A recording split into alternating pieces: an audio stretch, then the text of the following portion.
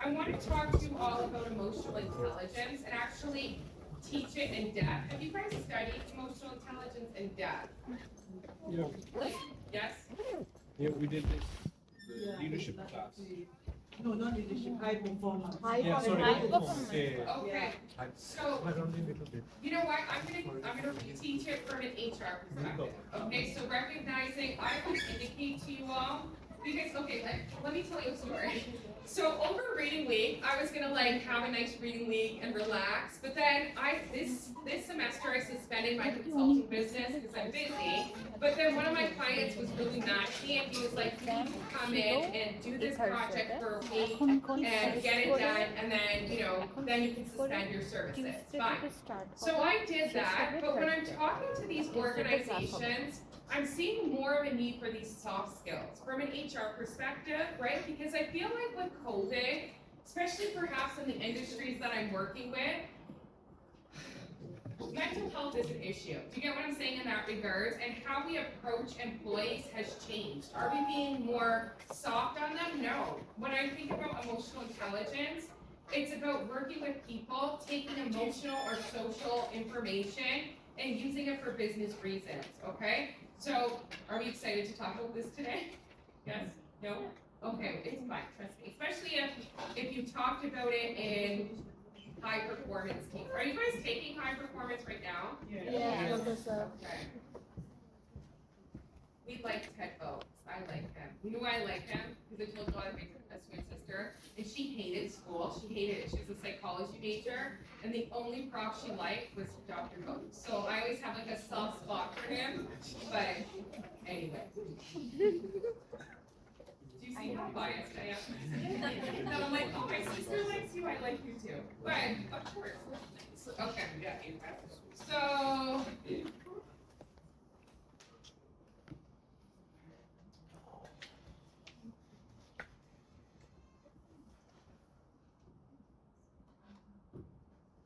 Oh, it's the wrong. Well, we're gonna start at 2:40 anyway, okay? Did anyone do anything exciting while we're doing? You're talking about next Tuesday, right? Next Tuesday, yes. So I will, formalize that, but if you don't have time on Tuesday, you have up until Thursday at midnight. And of course, if you need it later, just let me know. But recognizing, once you open it, you have to do it, okay? So it's not gonna be like 4 days to do it, you have to sit down and do it, okay? Did anyone do anything fun or meeting? Nothing? Slept? Sleeping? That's fun, right? The first day of reading week though, because I don't work Fridays, I slept until noon. I've been sick, right? So I feel like, my mom called me, she's like, you're so late. Okay. All right, So one next more Tuesday minute, and to we're finish, gonna huh? get started. Accessible হবে When you have time. Okay, so 24 to 26. Yes, we can. 24 to Yes, why don't we do this and then talk about onboarding and offboarding, yes, so when you say offboarding though, in what circumstance? Like that we're firing someone or they're leaving? No ideas on job description now.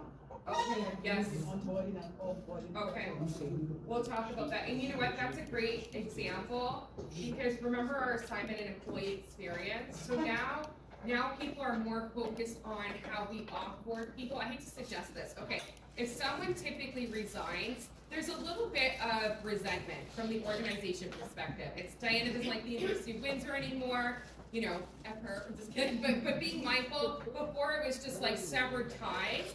Now when we think about employee experience, that's part of the life cycle, and it's very common that we call back those employees, right?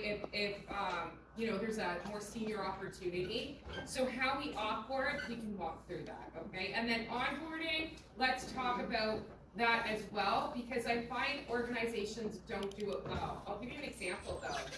So basically, when you start a new job, you're actually in this honeymoon phase, okay? Would we agree? You're all excited, you're telling everybody, etc. But what happens in that period is oftentimes it's like, okay, here's our 2-day orientation, off to work, see you later. Is that a good way to welcome someone? No. No. Why not? It's not. Why? not integrating them, right? So recognizing when we onboard them, yes, they need to know all the policies, procedures, and health and safety, because that is legally required. We have to make sure people know the legal requirements.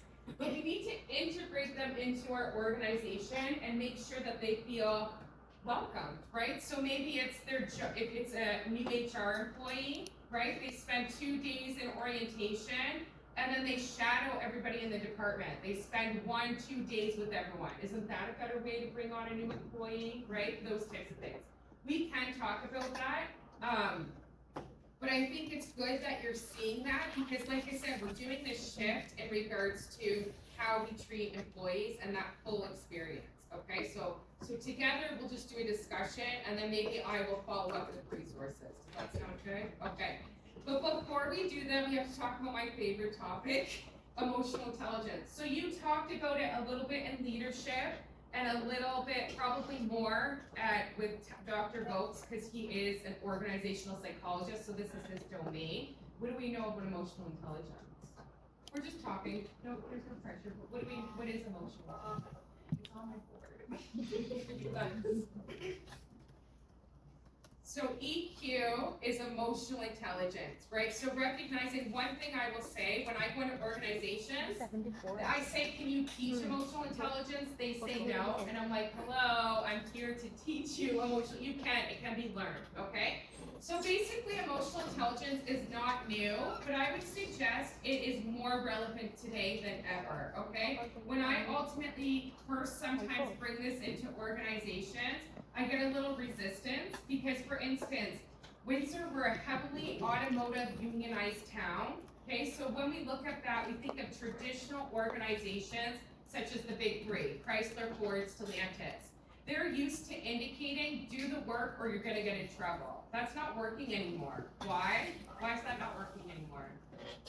If I said to you, if I was strict with you all and was like, listen, you guys better participate in my class or you're all not getting your participation marks. There's no participation marks. But would you respond well to that? No. It's not a genuine reaction. However, if we connected in some capacity and I demonstrated I cared about you, I want you to do well, you're more likely to invest, you're interested, you're gonna engage. This is why it's important, because when we talk about that multi-generational individuals in an organization, we have to do this, okay? So when we're talking about emotional intelligence, it's using emotional and social information, right, of people and making decisions in that regard. When we think about it, it's how we ultimately perceive and express ourselves, how we develop these social relationships. And remember, as HR professionals, you're all over the map, okay? Because I'll be honest, we all know that HR works for who? The employees? The organization. The organization, okay? So sometimes as professionals, we're caught in the middle because we collaborate with the management team, the senior management team, the front line, but we also work with the employees on a day-to-day basis. We're the ones communicating the information, we're talking about that sense, right? So it is challenging. And how we cope with challenges and also how we use this information in a more effective and meaningful way. So let me give you an example. Somebody's excited to be back at school today, and it's me only, but that's okay, guys. But pretend all of a sudden, I was like, all right, no one wants to be here. You're wasting my time. Bye, see ya, goodbye. Okay, I didn't pretend to be mean, but pretend I yelled at you. What would be your response? You'd be like, what? Sure. Okay, but besides that, what would you think? Want me to be meaner? Watch, okay. But I'm gonna pretend. So if I'm like, you know what, everyone, like this is a master level course, and I expect people to come prepared, engaged, but I'm not getting it here. You know, you're just wasting all my time. I can't even pretend. But being mindful, would you think you did something? Would you? I'm yelling at you. But could you have? No. Maybe something happened on my way to work, right? And I was upset, and that's impacting how I'm showing up to class today. Do you get what I'm saying? So being mindful in organizations, we work with people. People are complex, and recognizing how they communicate impacts how emotional intelligent they are. So there's a big notion of dealing with difficult people. I often suggest the most difficult people require the highest level of compassion. Would we agree with that? Think of someone you don't like. Don't name the name. Okay? Someone you don't like. Think of the characteristics they demonstrate. Okay? I have someone in my mind. Actually, okay. So why are they difficult? What makes somebody difficult? They're rude, maybe. They're passive aggressive. They don't know how to deal with their own emotions. So they might be rude because they don't necessarily know how to demonstrate. Am I mad or am I angry? Which is the same thing. So I'll give you guys an example. I often find myself annoyed, not in the classroom, but just in general, I find this annoys me. I'm irritated, and I demonstrate that emotion as I'm irritated, okay? Oftentimes, I'm really not irritated. Something else is going on. I'll give you a personal story because it happened at Odette, not in this program, but I was asked to do a faculty presentation with the new MBA. So I teach the MBA program, and they want to tell, how do you prepare to do this program? So basically, it was me and another faculty member who I like. We're both very relaxed, and we're both very talkative, and we were giving advice to this new group of MBA students, okay? So as we're doing that, the person who actually is responsible for all the MBA projects was interjecting. And I know nothing about those projects that they do, but he was ultimately giving advice, and I started to get really irritated. Okay? But then I said to myself, Diana, are you irritated or are you feeling a little competitive, right? Because I often am the center of attention and I'm not used to someone else interjecting and correcting and talking. So in my mind, I said, am I irritated or am I feeling very competitive right now? I was. So what happened? I softened. And I actually went in and introduced myself to that person. And I was able to use that information to think, why am I acting the way I am? Is that valuable? It is. So we're going to keep talking about this, okay? So the other thing we think about EQ, it's the ability to be aware of, name, and manage your emotions. So again, if you're saying, I'm irritated, can you actually be able to address your irritation? No, right? Because you don't know what's the root cause of that, okay? The other thing is the ability, and this is the most powerful for us as HR professionals, the ability to be aware of, name, and understand the emotions of others, right? So being mindful. If someone is very conceited, which I will say to me, again, you can see I'm competitive, I'm just kidding. But when people are talking themselves up a lot, I get quite irritated, right? So if I'm like, hey, you guys, listen, last night, me and the dean, we did not, by the way, I'm not friends with him, but we had drinks last night, and I'm gonna go text all your profs and talk them, I'm gonna name drop. People like that irritate me. Do they bug you too? Yeah. Why? Yes. I'm like, shut up, I don't care. Right, but why are they doing that? Why? They're just rubbing their achievements Because they're on deeply our face. insecure. They really are. I'm telling you, because if NPD. we were to talk about triggers, but that's a trigger for me. I'll give you an example. It's not at this institution, so I can share it with you.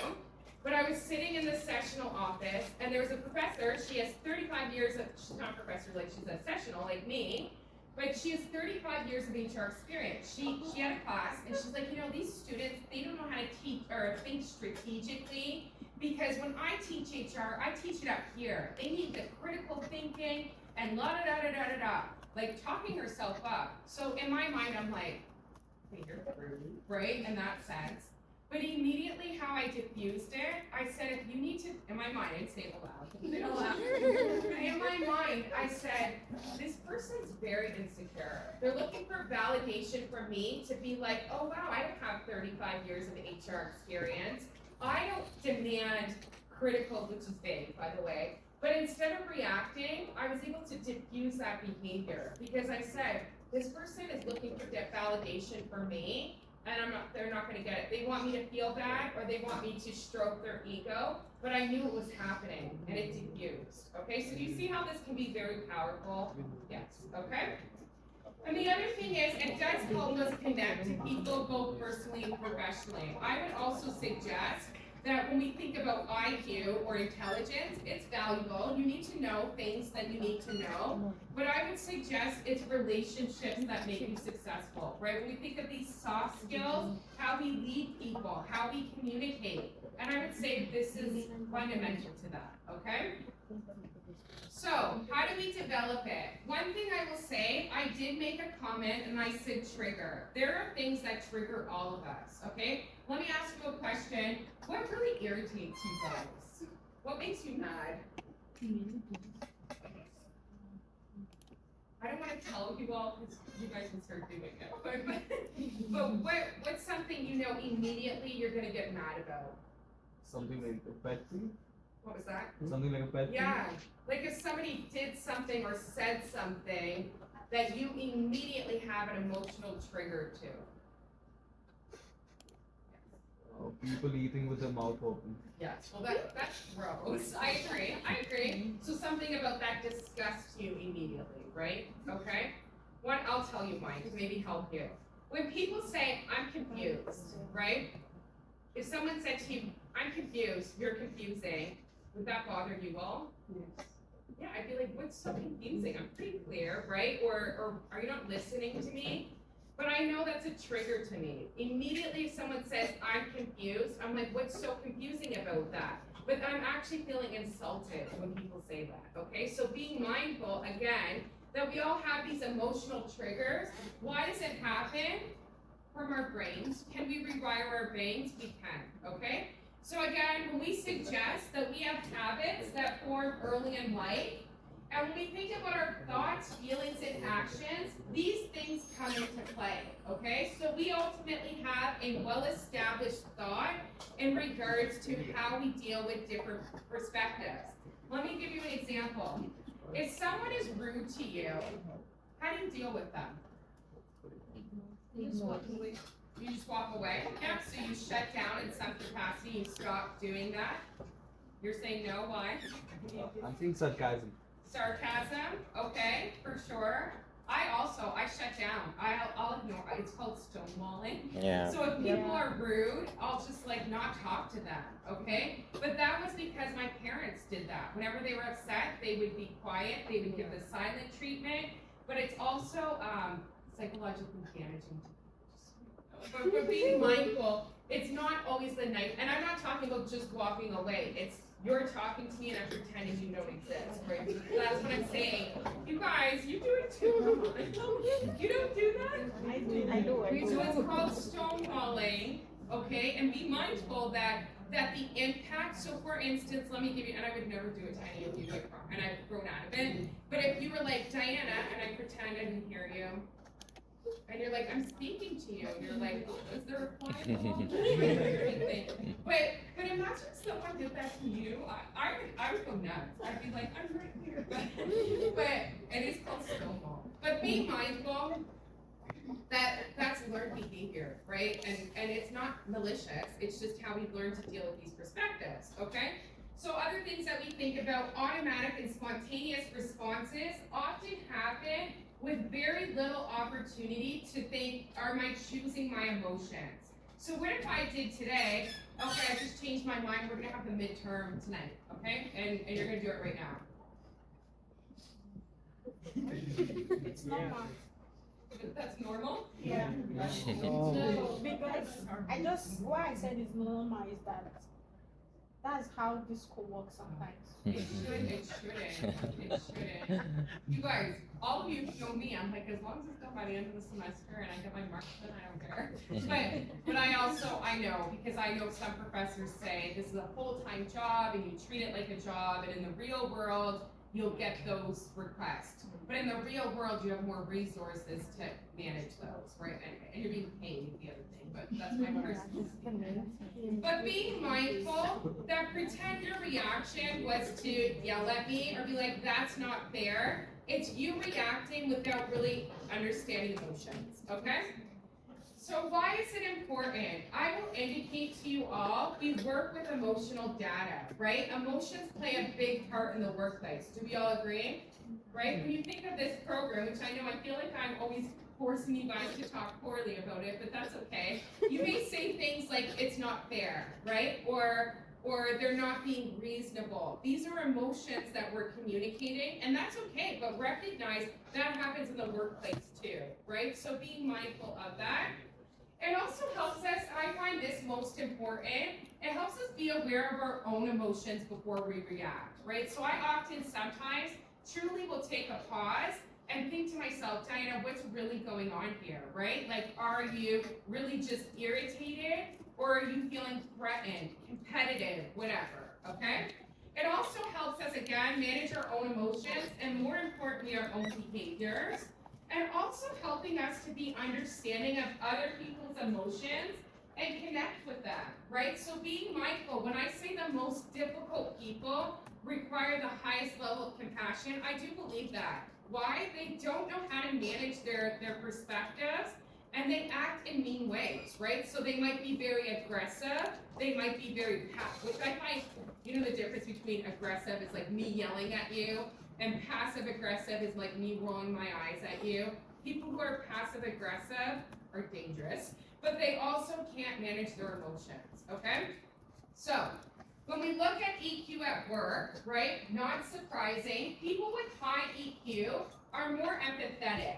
And I have to say this to leaders all the time, being empathetic isn't giving in to people. It's saying, I can see your perspective, I can agree with you, it's hard, right? But using that information to push them to what you want to do is not giving in. Do you get what I'm saying?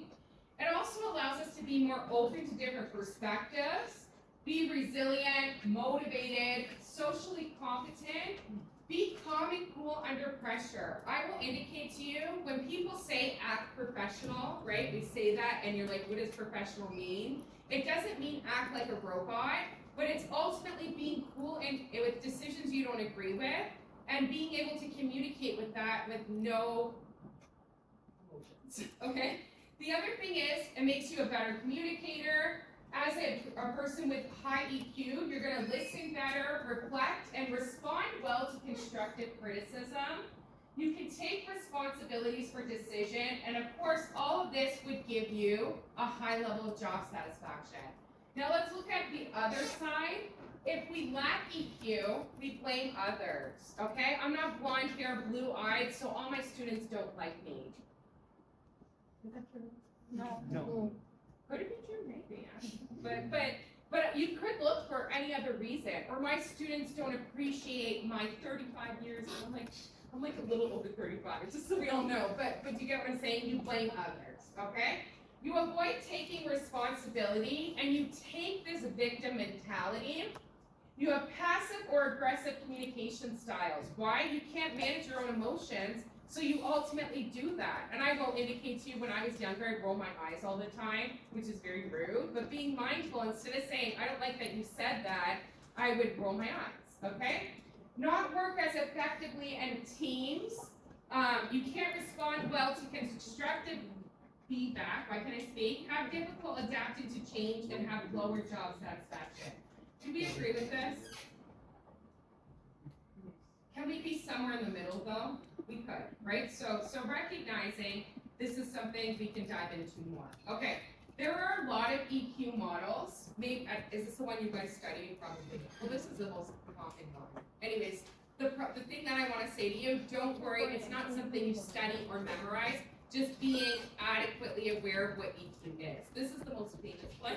And it's from a book called Emotional Intelligence 2.0. I would love, maybe I'll ask the director if I can get you all a copy of it. Why? Because if you get a copy of it, you take a very comprehensive test that gives you insight on your dimensions and how to improve. Okay, the book's only $20, so I feel like, you know, a lot of money to ask for. So I will ask for that, okay? So do you guys remember what model you used or no? Maybe if I go ahead. I don't think we're using any of these models. He comes up with his own stuff. Oh, so he just talks about it? Yeah. Yes. No? No. What does he say? I'm not, The same textbook is out there. Yeah, it doesn't, yeah. We don't use a textbook.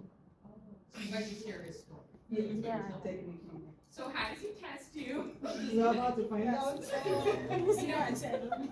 So you have an exam or an assignment? So Yeah, we It's an assignment. we have a workbook. It's like a reflective. We have the exam, like final Not a exam. workbook actually, where you, a workbook where you talk about your EQ level, Yeah. your triggers, your body.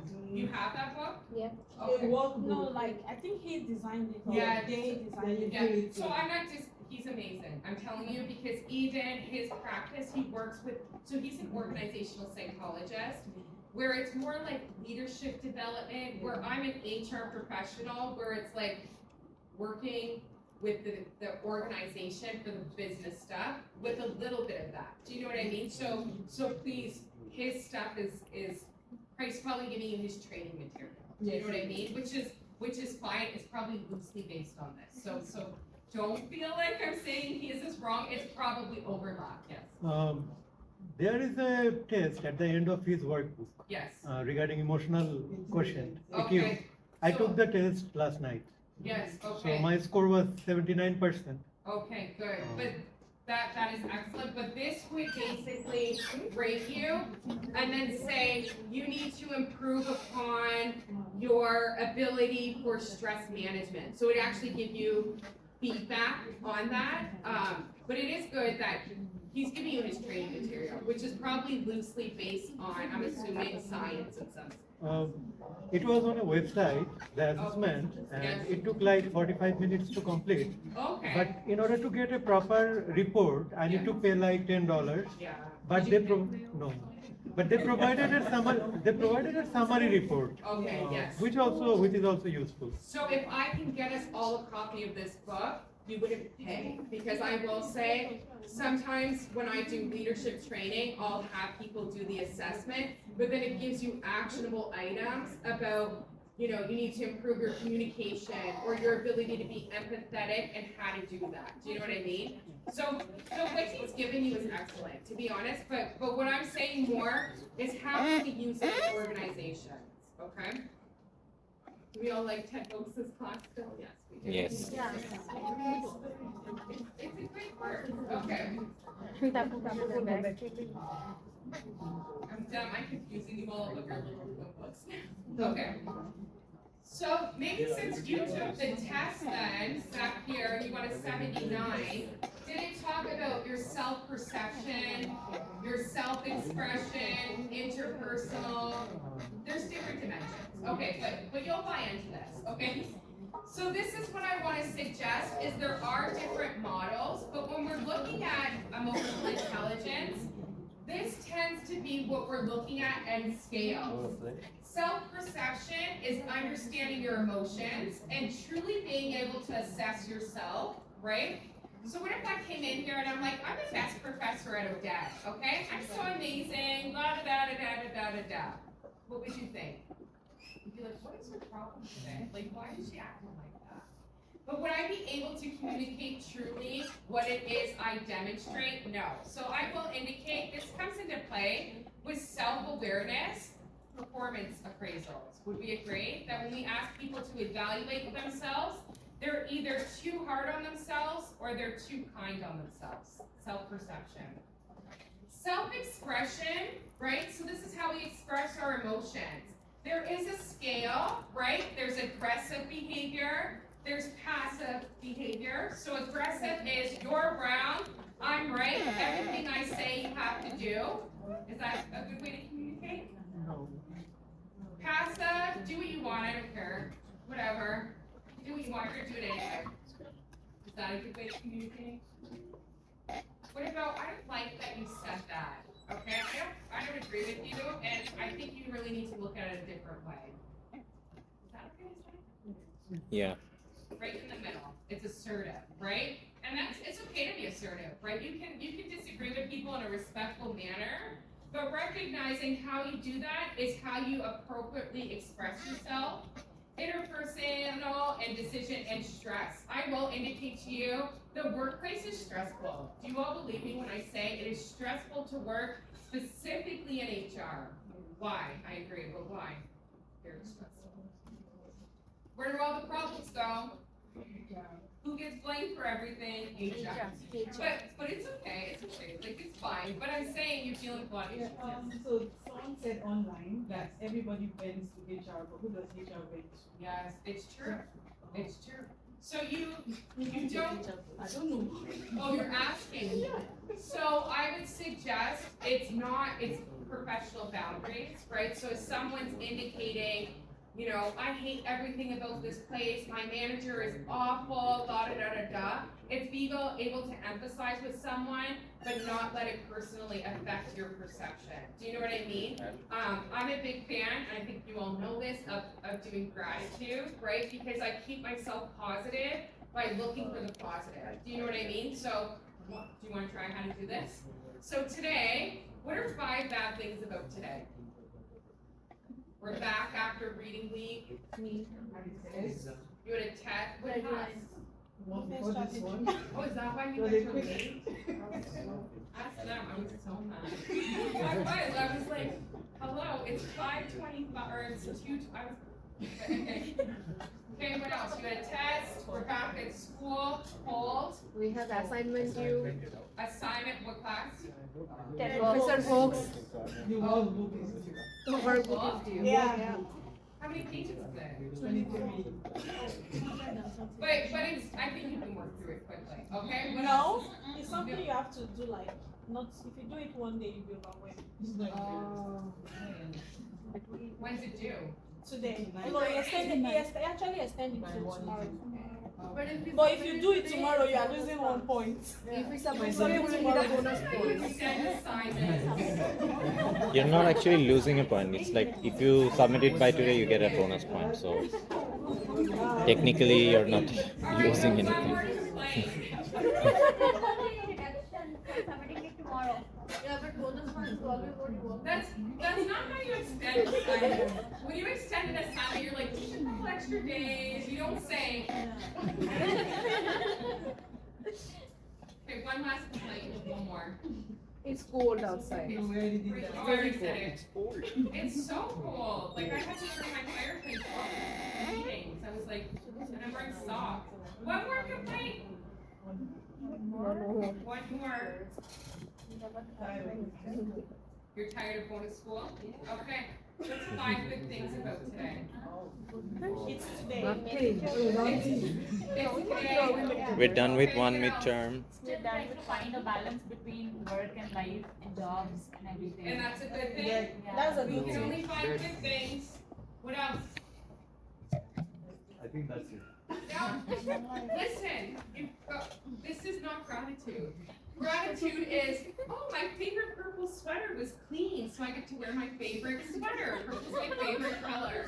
You guys, don't laugh at me. I'm telling you, it rewires your brain. I'm not kidding. So it's that, okay? What else can we be grateful for? We are learning from you today. We're learning from Diana, Yeah. who's nice. Yeah. You know what else I have to share with you all? So I have an older sister and she has children, obviously, who are like my best friends. And her older son, actually, you'll laugh about this. He made the soccer team, and she has a daughter who's 16 months, and she loves to swim. So my sister had to bring her son to soccer, and she's like, she's not gonna go to swimming. But my niece talks about swimming all the time. So I'm like, I'm gonna go swimming with her, okay? She embarrassed me, and I dropped her, but not badly. But she was so grateful for me being able to bring her to her swimming class, and after she warmed up, do you know what I mean? That it was so nice that I have a job that lets me work in the afternoon, so if I had to take my niece swimming, I was able to do that, right? Okay, but I'm telling you, when we think about gratitude, I'm not kidding, it will rewire your brain, I'm not kidding. Because I will say to you, just like all of you, when I was working, I'll tell you, at the hospital, at one point in my life, I was very negative. Maybe because everyone vented to HR, and not only do employees vent to you, but the managers, the senior, you're everybody's therapist, okay? That can weigh on you. And I will say, I think I also burnt myself out at this point, so I was just very negative. And when I found when I was very negative, what happens? More negative comes to you. You attract it almost, right? And maybe it's because your perception. So I ended up looking up gratitude and doing that. And I'm telling you, every morning I wake up and I find good things. And it almost forces you to do that. So even if I'm like about my day, I'm like, oh, that's part of my gratitude journal. It changes your brain. I'm not kidding. Do you buy it yet? I'm confused. Yes. You do it in the morning when you wake up or before you go to sleep? Both actually. So in the morning, but then I'm also flexible with myself. So if I'm busy in the morning, maybe I do it in the afternoon. But do I have it with me? No.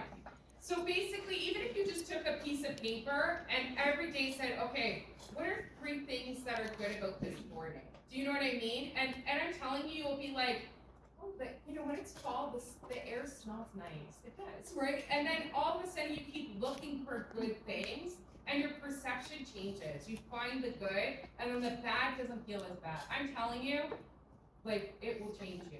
I'm not kidding. Try it at least for a week and like, that's your song.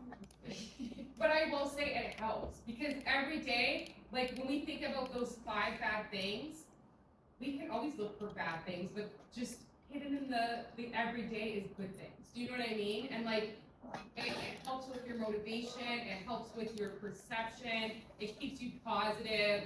Do you guys buy it yet? Some of us? No. Do it for a week. Don't tell me you're doing it, but literally you can just take a piece of paper and you're like, all right, before I go to bed, what was 3 good things? And you'll see how it changes. I'm not kidding. Okay. But that's not emotional intelligence. That's more stress management. But being mindful, when we talk about self-perception, I will indicate to you, I'm the one who said it, that I said people who are like narcissistic or they brag, they quite irritate me, right? Because I find, you know, it's annoying. But is it okay to be confident?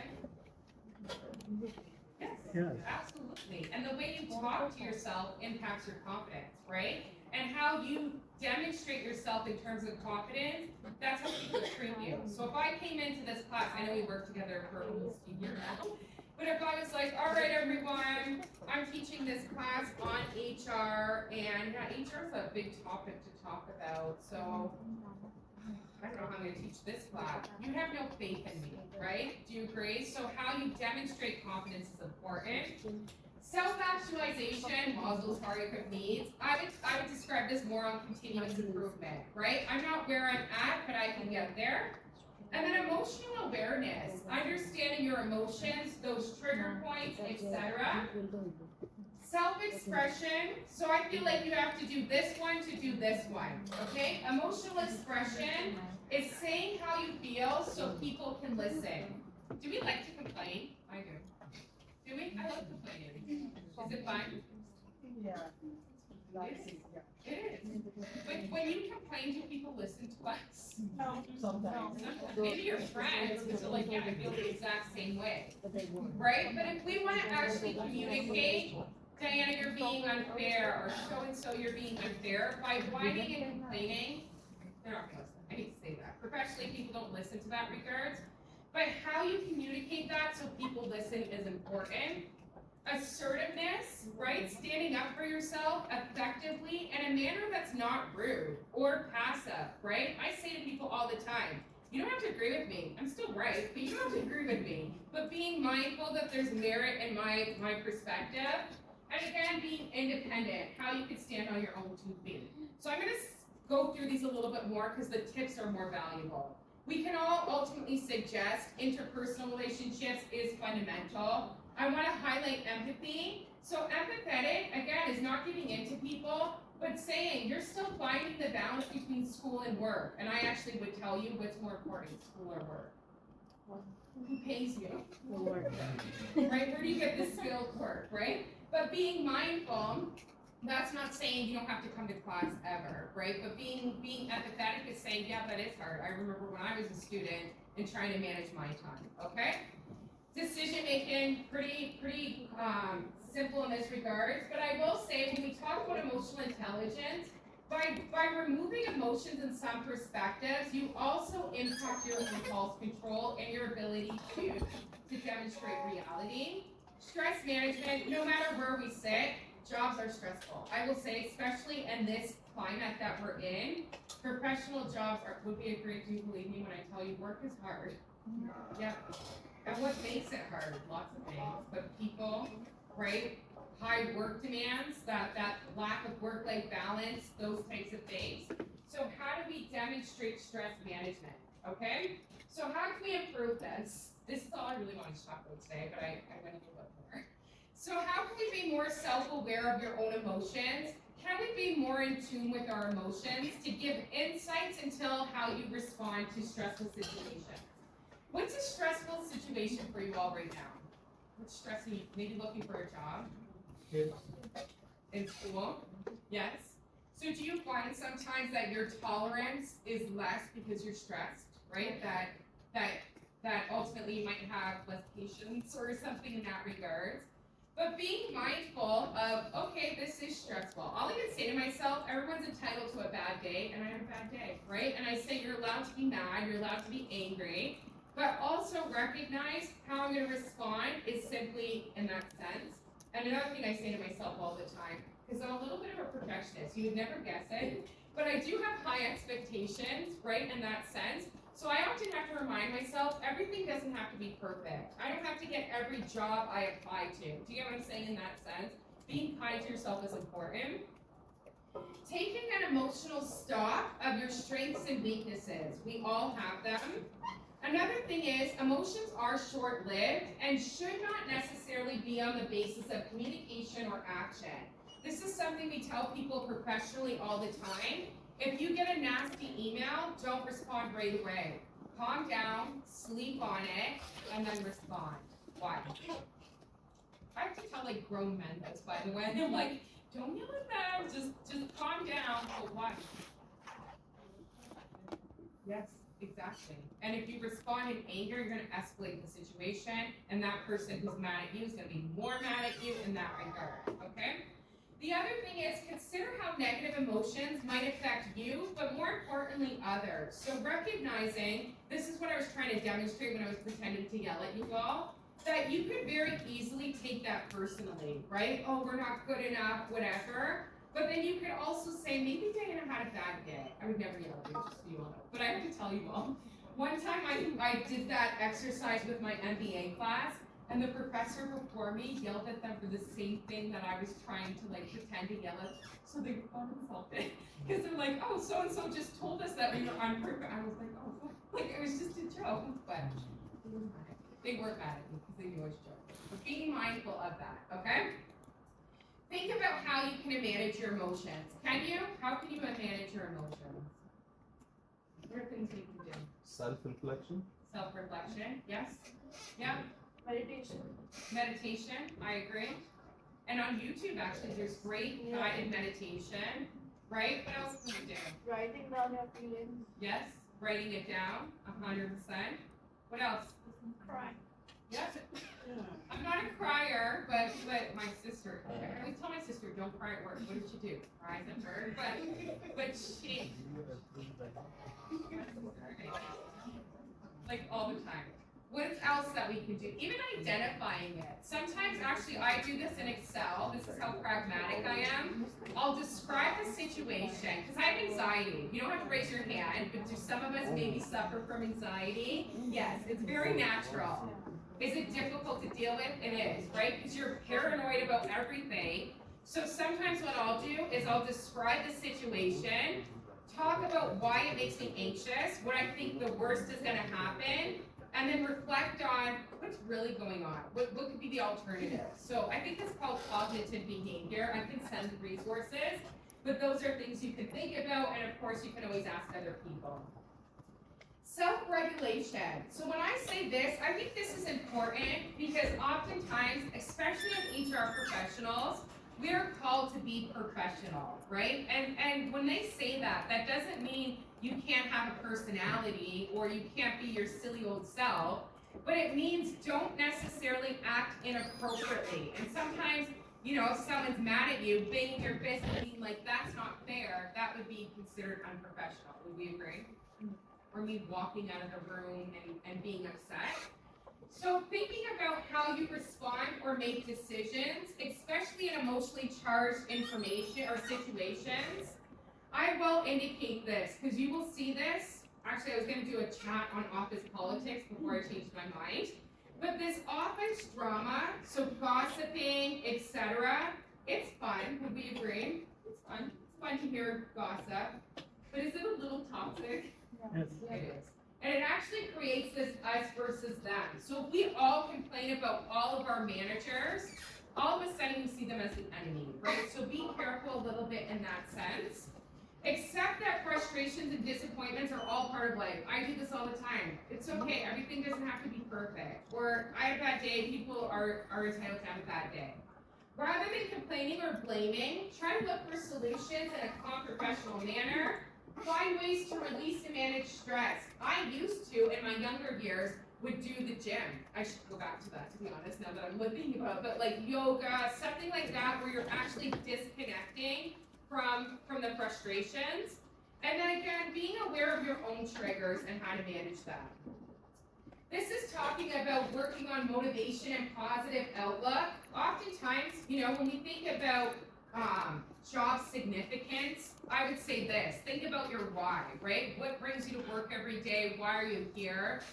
Try to be optimistic. And then also, when you have setbacks, don't think what's wrong with me. Think about how I can improve. So this is actually, you guys heard of the growth mindset? Maybe in Ted Books class? No? Yeah. Ready for it? So the growth mindset is basically, when we think about failure, is it bad? You failed a class, is that bad? Yes. What? It depends. Who cares? Just keep it good. You No? get paid. Oh, right. Yeah. And you get, forget the paper, you get to go through the same thing. Forget the pay. Oh, It's your problem. okay. If you have to pay, Dude, I won't ask. Failed a class. Nobody feels my okay, never mind. So we'll forget about that. If you didn't get a job, right, you really wanted to work at Amazon, which a lot of our grads do. I looked it up online, and we have a lot of grad working at Amazon. Do you believe me? yes. Yes. You do, they do, and they work, your degree is recognized. I wholeheartedly say that, okay? But pretend you had your heart set on a job on Amazon and you didn't get it, so you failed. Is that bad? No. Why not? What's that? It's not the end of the world. That's the Okay, thing. good. So you have that resilience to say, okay, not this one, maybe the next one. Okay, all right. So when you think of the growth mindset, it's exactly that. Maybe you even say, I'm not good at this yet. Okay, so what you're saying is success or failure isn't final, and you learn from it. Because the reality of the real world, it's not success, failure. It's success, failure, failure, failure, failure, failure, success. And how we overcome that is through the growth mindset, right? So maybe we didn't get the job at Amazon, but we had the opportunity to go through their recruitment process, and you learned more about your weaknesses and strengths in that mindset. So that's important. Goal setting is important. Why? Even if you don't meet your goals, simple progress to it is rewarding. It keeps you more motivated, right? I hate to say this, but when you enrolled in the Masters of Management program, your goal wasn't just to get a master's degree, right? What is your goal when you came to this wonderful program that we all love? We do. To gain Do you work want to experience. HR courses at least? Yes. You promise? Yeah. You promise? Everyone? You're gonna make me cry. Okay, but let's be honest. When you came to Canada, your goal is obviously to do this master's degree, but to get a wonderful job and to live in Canada, right? Right? Okay. So again, even though right now you don't have your goal at 100%, if you remind yourself, hey, this is the big picture, and now I'm in my third semester, I'm almost done, I'm almost there, the progress feels good. I'm a big fan of goal setting, and I often find my goals change anyway. Do you know what I mean? It was like whatever it was, but then opportunities present itself. But I will say, choosing the direction of your life helps with positivity and also remembering how to get past frustrations, okay? Being more empathetic. I will indicate to you, I often say this as an HR professional, I practice compassionate HR. So when I hire someone, I sit right next to them. I don't sit there and I'm like, listen, this sucks too bad, right? I'm actually recognizing this is a human being. They're not gonna be happy with what I'm gonna share with them. I'm still gonna do it, you get the point? But you can be empathetic. Should we be empathetic? We should. You respond well to other people. So how do we do this? Proactive active listening, making an effort to really look at what people are saying and how they're thinking. So if you say to someone, Diana, how are you today? And I'm like, I'm just kidding, but be being mindful. Don't judge people. Is that hard to do? Yes, we like judging people. We like gossip, we like complaining. But I will indicate you never know what people are going through, to be honest. I will indicate, like, it almost makes me emotional. The fact that you all moved across the country and I lived 5 minutes from my mother, who's 70 years old, I couldn't do it. Do you know what I mean? So I couldn't even imagine not being able to be like, Mom, clean my house. Do you know what I mean? So do you get what I'm saying? So could I judge and be like, you all need to work harder? No, right? Because I have no idea. But I will also say you have no idea with other people, to be mindful, okay? Validate and acknowledge people's points of view. We see this in HR where people just want to be heard, okay? Even if we don't agree with it, it's an employee complaining, it's something's perspective. Even if we can't do something about it, we listen because we're giving them a voice. That we're hearing that, okay? I can see how that's frustrating. We're not pacifying them, but you're letting them speak their truth, even if you don't agree with it, okay? Be interested in achieving the best outcome rather than being right, and pay attention to how others respond to you. I think this is important because oftentimes I find myself being adaptable. So I'll say something, I think it's crystal clear, and people will be like, I don't like that. And I'm like, okay, like I insulted them, and then I re-explain it. Do you get what I mean? So that feedback is important to come through. Okay, other things for interpersonal skills. I will say to you, some people in the work life, they lack this. You may see that in interviews sometimes. I will say actually yesterday, one of my undergraduate students had an interview with TD Bank, an online interview. The recruiter didn't show up, okay? Is that rude, by the way? Yeah. Yeah, right? So that when she emailed that person, they didn't respond to her. So I'm like, that's not technically ghosting you because you didn't even get the interview, but recognizing people don't always understand the impact of their actions. This person was very excited to interview. Her brother works at TD, right? She told everybody about it. Do you know what I'm saying? So social skills are important in this sense, okay? So again, this is repetitive. Listen to what others say and look at their non-verbal cues. Persuasion skills. We all know this from business communication part 2. But how do you convince people so they listen, right? And that's not always easy to do. Be calm and even-handed, and then that office drama again. So this is why we sell emotional intelligence, because oftentimes this is the ladder of accountability, right? So when we think about change or making things happen, right at the bottom is denial. I'm the best professor at the Odette School of Business, and you all don't know what good looks like. Do I have to do anything? No, because you're like, she's an idiot. But to be honest, if I'm in denial, nothing's wrong. Everything's perfect, okay? Is that good, right? Number 2, blame others. So everybody hates me because they just don't know how wonderful I am. The system's rigged, right? I'm not a golfer or whatever. I'm not a male. Is that good? No. Okay? I can't wait and hope. When we're acknowledging reality, at least we're able to make things happen. Own it and take a position. Find and create solutions and make it happen. So I will suggest that emotional intelligence helps us move up to that. Okay? Do we find this valuable? It's my favorite. But do you think we could do more work with this? We can. So I'm going to actually ask, I don't know if they have budgets for books. If not, guess who's going to buy them then? I'm just kidding. But I think this book is valuable because, again, it's more of a resource. You don't read the book, you read the book. But the big part is taking a more comprehensive assessment and then getting feedback based upon these dimensions. Maybe let's go back to the thing here. maybe you need help with that stress management. Do you know what I mean? And I'll give you actionable steps based upon your responses on how to improve, how you deal with stress. I'm not gonna ask, but you can crumble under stressful situations, can't you? Yes.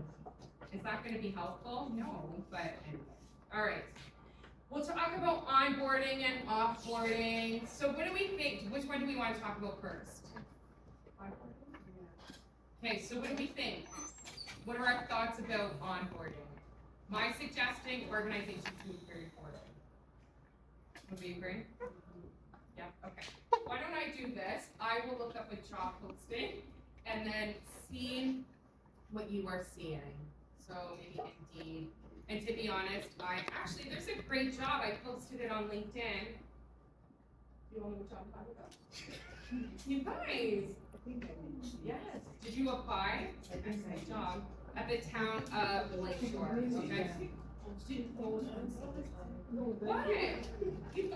Listen, every Friday I'm gonna send you guys a list of jobs. That's it. I'm taking over your job. Do we pay attention to all the jobs? Do we pay attention to all the jobs?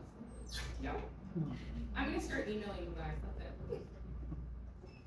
Okay, But something that is quite prevalent, like they want you to start right now. That is a problem, I will indicate to you that when we think of, and that's okay though, because you can have conversations and if they want you too soon, then, I would accommodate you, do you know what I mean? But I other professors.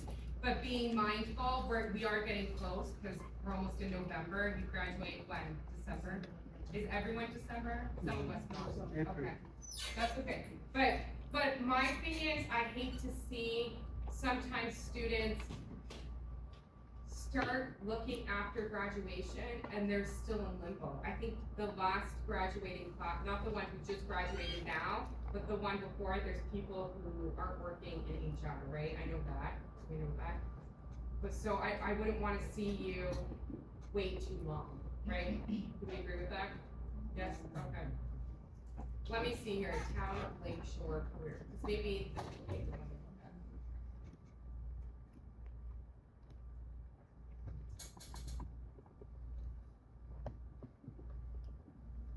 Oh, they already took it down.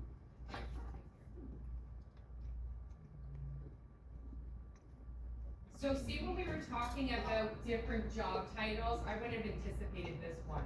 Workplace development, workforce advisor. That's an HR position. I would have never suggested that, but when you read through, it's an HR job, okay? So what do we have here, which we will start back up, I promise, on Thursday nights. I've been very sick. But we can see this regards. I just want to see if we have anything about onboarding and offboarding, which they will.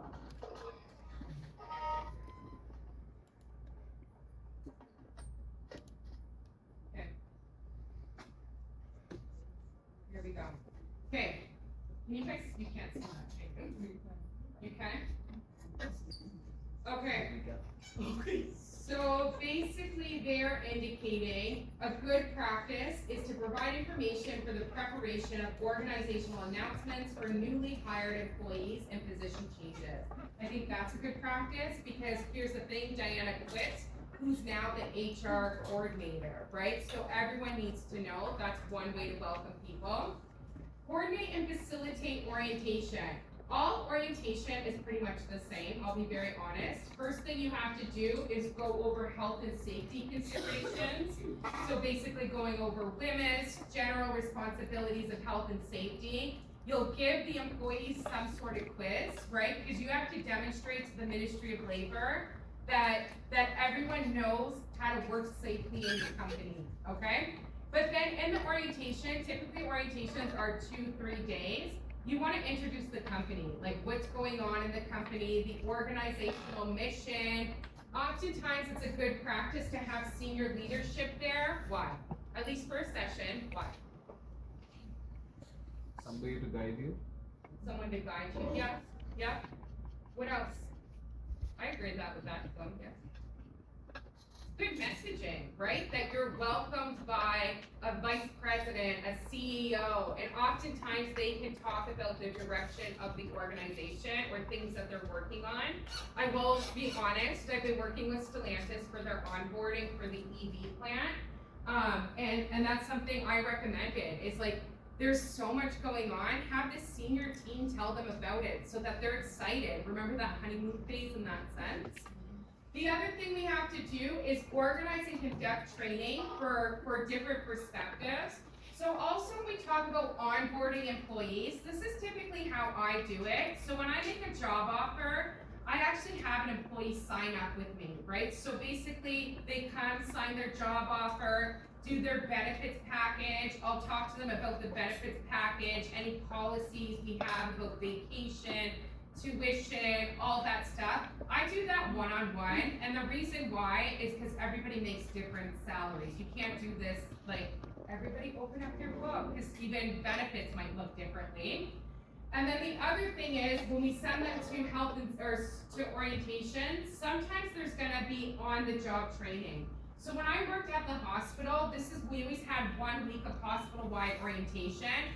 The first 2 days was just general, this is what the hospital does, this is the health and safety training. And then the next 3 days were job specific. So the nurses would get to know how to do medicine administration. They would know how to use the computers, they'd get training in that regards. And then they would have 6 weeks of orientation on their department, okay? So that's typically what we see. Any questions about orientation? Are we not interested in orientation? You guys asked me to talk about it. I would say be prepared to welcome your employees whatever way it is. Because I will indicate, oftentimes it's sit in the classroom for a day, go over all the HR stuff, and then come job shadow an employee. That's not a good way to orientate a person. I like to also have people have a learning plan. So if I hired you as an HR generalist, you would know for the next 30 days what your training looked like, who you're with, all of that stuff, okay? When we talk about offboarding, just from a practical consideration, when we onboard or offboard an employee, there's checklists that I use to make sure, is their badge working? Are they in the HRIS system? Do they have their email work? All that stuff. Same when you when you offboard them, you want to make sure, do I have their computer? Is their access turned off? Did they, whatever, there's a checklist in that regards. If they have a company car, did they give it back? So there's administrative perspectives.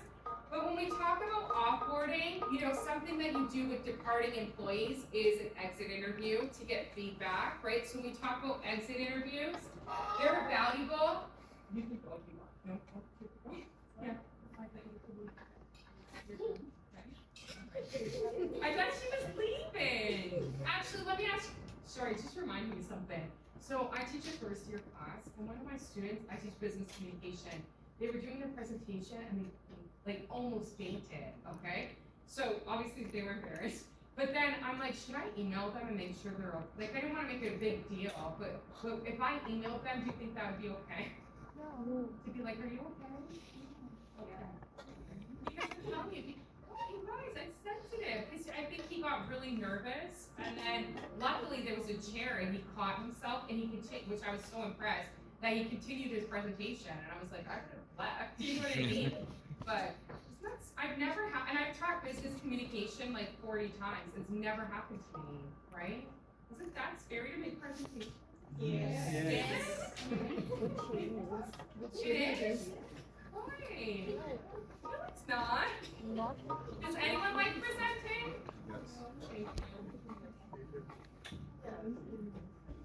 I find it's easy when you don't try so hard. Do you know what I mean? Like if you're just yourself, I find it's easier to present.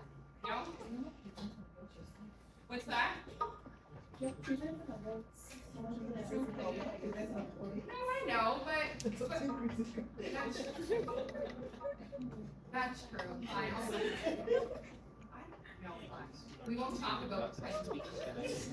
Okay, but offboarding though, you know, we wanna make sure all access is taken off with the exit interviews. And then also how you treat people is important, right? So being mindful that if someone left your company, we all know, do you guys know what a boomerang employee is? Yeah. So they come back. Come You back. wanna make sure that there's that good public relations still, right? That Diana, all the best to your teaching career. If you ever wanna come back, you're welcome, okay? Any other questions about offboarding? Maybe I'll post resources that'll be helpful things. I'll give you my checklist, because I will say early in my career, I didn't use checklists. I'm like, oh, I know what to do. But now I'm like, if you hire, 50 people, it's easy to forget. Do you know what I mean? So if I go to my checklist, I'm like, oh, I worked on all of this, I'll post those, okay? All right, everyone, we are good. Next class, we're gonna have a guest speaker. I hope they come, if not, I'm presenting on their behalf, so that is it.